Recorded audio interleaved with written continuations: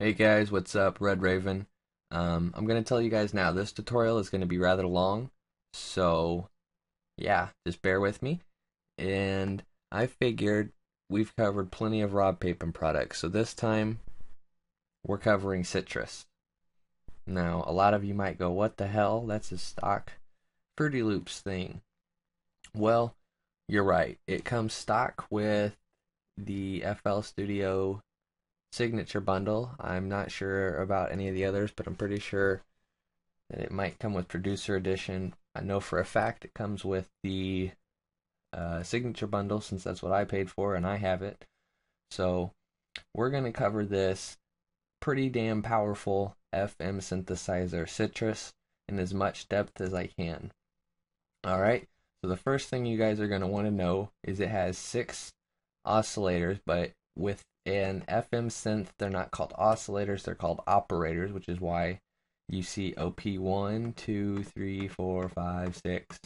You have 3 filters and some effects. Alright, you also have a unison feature, an XY pad, an overall EQ, volume envelope, filter envelope, and all the normal stuff. And you have a mod matrix, which is this. Now it doesn't look like the matrices that you guys are probably used to from synthesizers like Rob Papin's Blue or anything like that uses like the list type of matrix, but this is the same thing and it works in essentially the same way. You just have knobs instead of numbers. So if you guys don't know what FM synthesis is, I advise you to go check out the Ace Pinkter video on FM synthesis. He does a great job of explaining it and showing it. So I don't think I need to cover that since there is already an amazing video on YouTube covering it. What I'm going to do is show you how to use Sytrus and to try to get the most out of this powerful synth. Alright, now I'm only going to use products that come with FL Studio signature bundle and freeware things. So if you have FL Studio signature bundle, you will be able to follow this tutorial step by step, no problem. Alright, so I've gone ahead and loaded a Sytrus, and we're going to default the sound by going to this tab here, go to presets, and select default in the upper left. You now have a sine wave. Oh, that's this.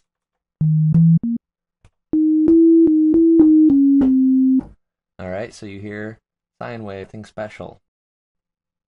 Alright, now the way Sytrus uses the matrix is the columns aren't the outputs. These vertically it's for modulating, horizontally is the signal chain. Alright, so let's say we want operator 6 to modify operator 1. You just drag this knob up and operator 6 is now modulating operator 1, as you can see over here on the left.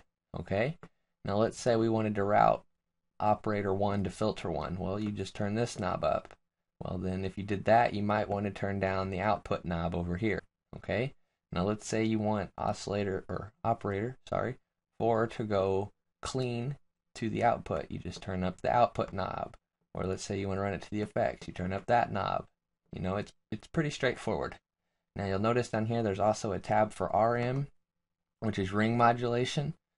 But we're going to use FM synthesis today because I'm going to show you guys how to get really heavy metallic dubstep basses similar to the ones that I get out of Rob Papin Blue. Alright, so let's get started. Let's go ahead and default everything back out.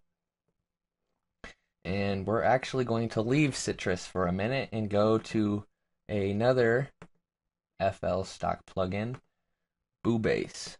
Now, the reason I'm doing this is one of the most powerful features Sytrus has, in my opinion, is the ability to scan, basically, a waveform and recreate it within Sytrus using harmonics, which sine waves to create the wave.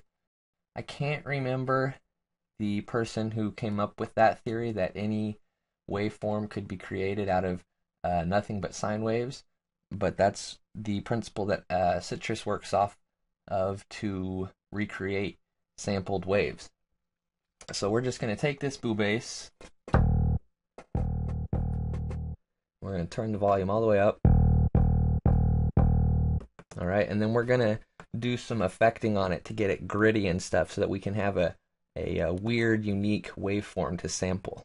So first thing I'm going to do is throw a hardcore on it.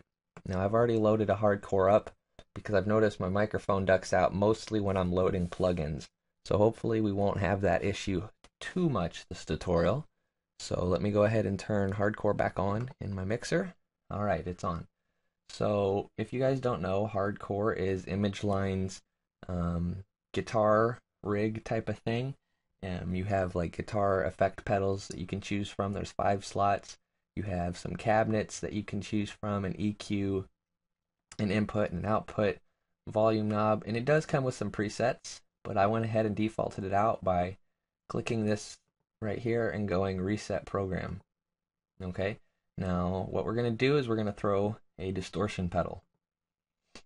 Okay, now you might think, why am I using this distortion instead of let's say Fruity Fast distortion? And it's because I like the fact that this has a few different ways to distort it, and I like the fact that you can run it through a guitar cabinet basically, and you can get some pretty crazy shit out of this. So let's take a listen now.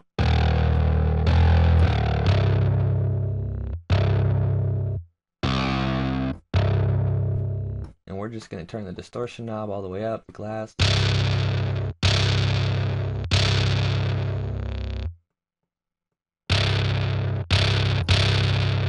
We're not going to worry how this sounds, we just want a really crazy waveform to sample. So I'm going to go ahead and do that, and I'm going to throw a compressor in the chain. Just turn the threshold all the way down, which would be, and then all the way up, short attack, full release. Okay, so it's working.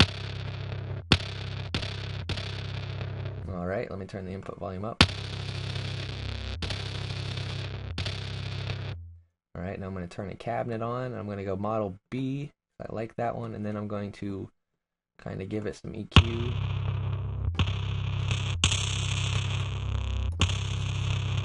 Alright, that sounds alright. We're going to throw a Camel Crusher on it. I'm going to turn the tube all the way up. And I'm going to turn the Mac up. Alright, that should be a pretty crazy enough wave to sample. Now I'm going to bring my mixer over, and you'll notice that I've already got blue running in mono right here with the stereo separation knob. I actually have Sytrus running mono and my mic running mono as well, but that Sytrus is running mono for when we sample it and start affecting it. Our bass is made in mono so that we don't have to worry about, oh shit, we made it in stereo, now we have to go back and make it sound good again in mono. So what I'm going to do is I'm going to set up a send channel to sample from. So I'm going to right click on any of these channels, I'm going to rename it sampler, and then I'm just going to throw an Edison in it. Alright, we have Edison loaded, and I'm going to go ahead and route my boo bass not to the master but instead through the sampler. Now the reason I do this instead of putting the Edison directly on the boo bass channel is so that I make sure the oscillator I sample is in mono, because when you start trying to sample stereo waves, it doesn't work quite right.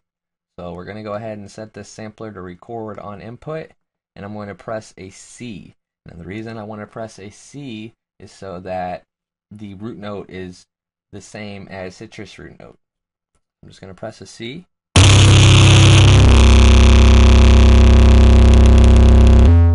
Alright, that's good enough. Now let's zoom in here and find a wave section that we like. So you zoom in a good bit, and you find a section of wave that you like. I like this one. I'm going to go with this. Now, to make it easier to do this, you can click this magnet and turn your snap to zero crossing on, and that will make sure that your selections are automatically at the 0 point. And since we're sampling a single oscillator, that's what we want. So if I go ahead and loop this, let me warn you, this could be loud and it could be a high pitch. Okay, that's what we want. There's no clicks when I hit play or when I hit stop, because it's a perfect loop, because they both, the start point and end point, are at 0. So I'm going to go ahead and normalize our section. And then we're going to bring Sytrus back up. Give me a second. Okay, we got Sytrus up. I'm going to select operator 1, and I'm going to drag our selection from Edison onto operator 1. Okay, so now if you paid attention, you see that operator 1 is now emulating the same wave shape that we sampled. It probably will sound a little bit different than our sample.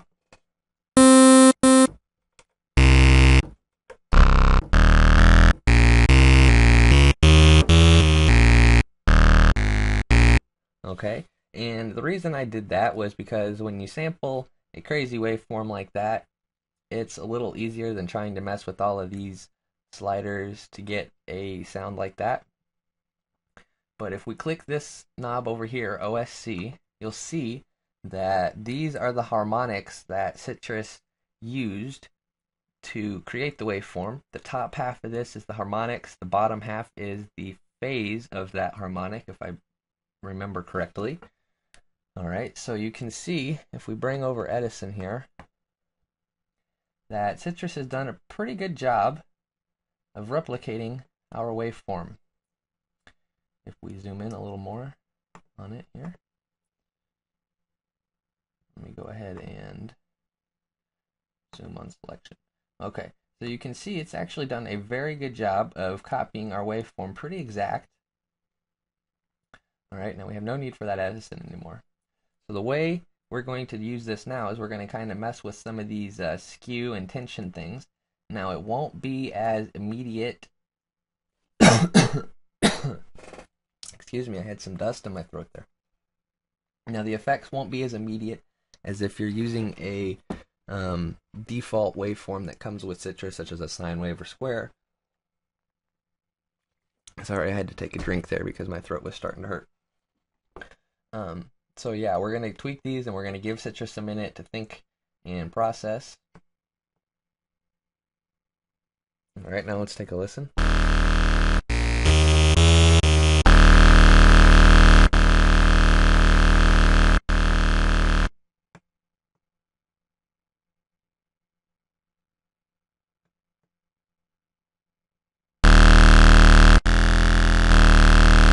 Alright, I like that. That looks good. So you can see how that changed our wave shape quite a bit. Okay, so now from here, this is where we're going to start using FM synthesis. Okay, so what we're going to do is we're just going to go to operator 6 and we're going to turn it down 1 octave, and then we're going to set it to modify operator 1 in the mod matrix here by turning it up.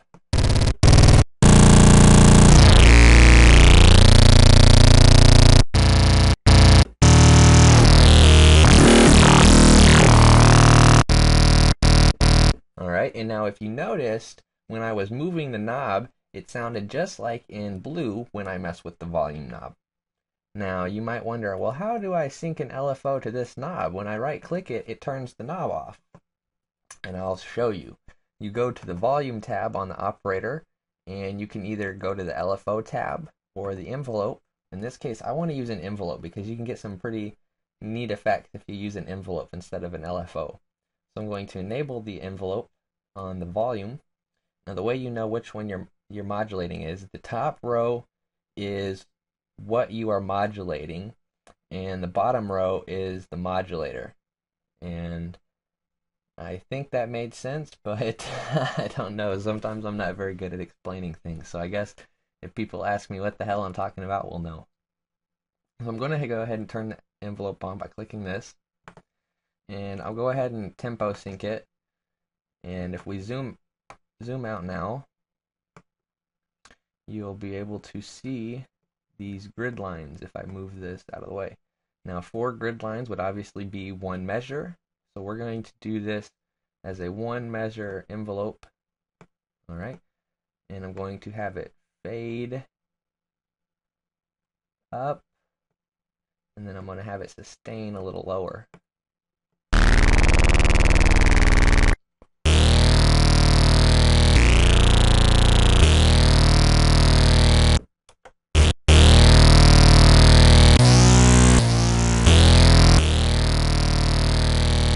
I'm going to just mess with this envelope. And I'm going to kind of tweak.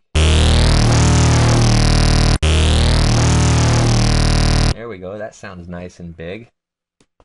And now you can hear I only have one oscillator actually running to the output knob if you look at the matrix. But this, because we sampled an oscillator and are now using FM synthesis in combination with an envelope on our modulating operator, we have a pretty nasty sound already.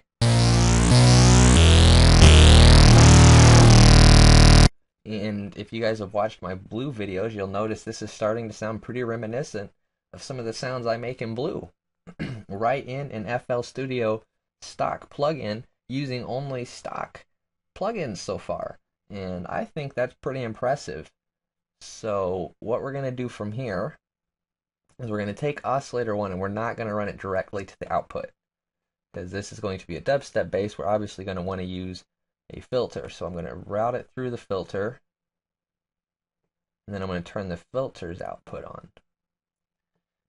Now, I know this matrix looks very confusing at first, but with just a little practice and messing around with it, you'll become completely comfortable using it, and it won't be like, oh my god, anymore. So, let's go to the filter tab here, and I'm going to select, by right-clicking this, Mango Low Pass. Now, the reason I use Mango Low Pass is because it's got a gain/drive knob here, which is kind of nice for dubstep basses because it's kind of like a distortion knob, which you get in Blue and whatnot. So we're going to just turn the cutoff up and give it some resonance here, and we're going to take a listen.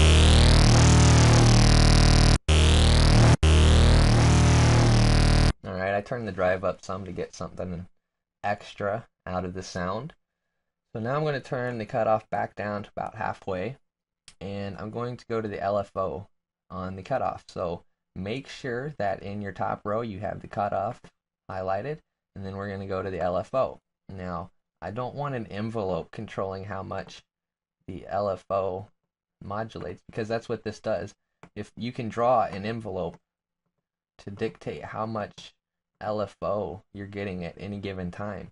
Now, the red line is your envelope, and the white line is the LFO. So you could sit here and make some insanely intricate patterns for your wobble bass, and I'm pretty sure that this is a limitless, like, I think you can just sit here and draw as many dots as you want in this. Let me go ahead and just try this real quick. Just sit here and draw the living crap out of this. Yeah, so it seems pretty limitless. So what I'm going to do is just go ahead and go back and delete all this. And while I do that, I'll tell you guys that I think since this is an limitless LFO thing, that gives it an edge over some synthesizers such as Massive and even Blue, because Blue you can only draw up to, like, I think a 16 bar thing in the multi-envelope section. So this is pretty impressive in my opinion. Some people may disagree with that, and that's okay. So what I'm going to do is I'm just going to delete it down to 1 dot and turn that dot up a bit. Actually, I'll turn it up all the way. And then I'm going to hit this enable button, and I will tempo sync it. Now, the tempo button doesn't actually sync the LFO to the tempo, it just makes your grid be in tempo so that you can see the grid highlights every 4th grid. so that you can say, okay, this is 1 bar, this is 2 bars, and without that, you'll notice that it doesn't do that. So I'm going to go ahead and hit tempo and then turn the speed knob up a bit. Now, you'll notice we're using a triangle wave. So for this to sync properly, you would want, since the first part goes up, you would want the 0 cross to be also on an upward slope. And that would be perfectly in sync with your tempo. I'm not really a fan of the way the LFO speed works in Sytrus, but you can use it quite effectively with a little practice, and you can right click it and draw an automation clip and do exactly what I do in Blue without the tempo sync and draw some pretty crazy LFO changes and stuff. So that's nice. You can basically do whatever I do in Blue. You can pretty much copy it damn near to the T in Sytrus, minus some of the built-in effects in Blue. So we've got our LFO synced to our cutoff, and we're going to just kind of mess around with the amount the LFO is going to control the cutoff. So this knob here with the E and V under it dictates how much the envelopes in LFO control the cutoff or resonance or whatever tab you have a modifier on. So this just dictates the amount that all of these envelopes and LFOs control these parameters. So I'm just going to mess around with this till it sounds all right.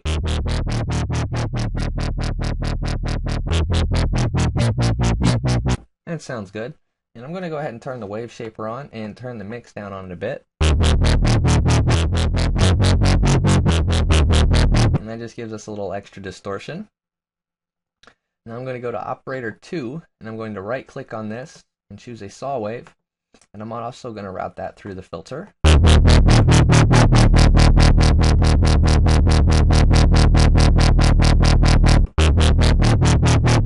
And I'm going to kind of do some FM synthesis using also operator 6 on operator 2.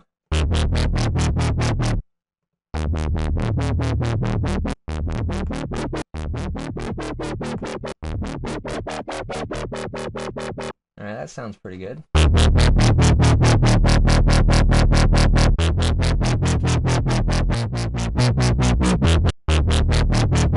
Alright, so we've got that going. So I'm going to run this through some of the unison detune feature here. So I'm going to just drag this up to just a 2 for now. And the slider with PT above it is the pitch detune.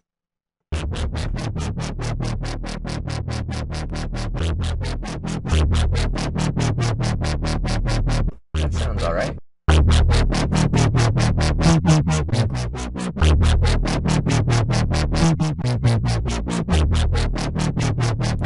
All right, so that's a good bass, bass BASE of our bass sound.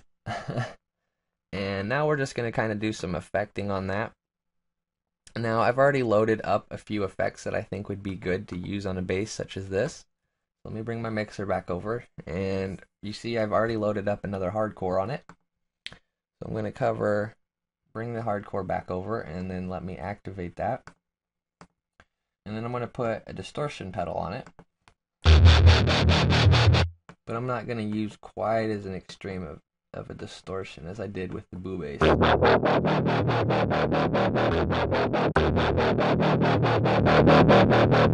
And I'm going to run it through a cabinet.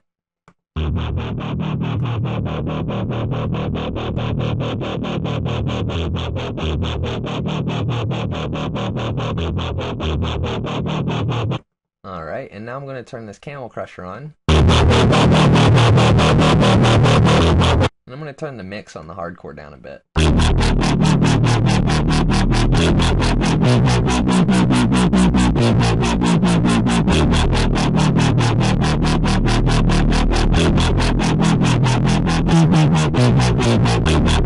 Alright, so you hear we've got a nice, not perfect bass, because I did this on the fly and just kind of wanted to show you guys the capabilities that Sytrus has, and show to you guys that it does have the power to make some insane basses if you just spend more time than I did. I think this is already going on to be 20 minutes so far. So I mean, you could spend more time and effort on this bass. Really, what I did without the explaining would take like 10 minutes or less to do without me explaining every little thing that I did and kind of veering off topic here and there like I tend to do. But I hope this guy shows you, or this shows you guys, sorry, that you can make some really nice basses with Sytrus and just stock or freeware effects. You don't need to go spend hundreds of thousands of dollars or whatever on equipment to make good music. You can use a ghetto studio, and if you have the knowledge and you have the drive and ambition, you can do it. Um, so that's really all I wanted to talk about and show you guys in this video. This is RedRaven, peacing out. If you guys enjoyed this video in any way, shape, or form, learned anything from it, liked it, whatever, please click the donation link that I will have in the description box. It really is appreciated. It does take time to record these, and it does take effort to edit them because my computer processor is shit, as I've mentioned a few times already. So yeah, it really is appreciated, and I really do. Like I said, it's appreciated. I can't say that enough. If you donate, I frickin' love you. So that's it for this tutorial, and this is RedRaven. Peace and out.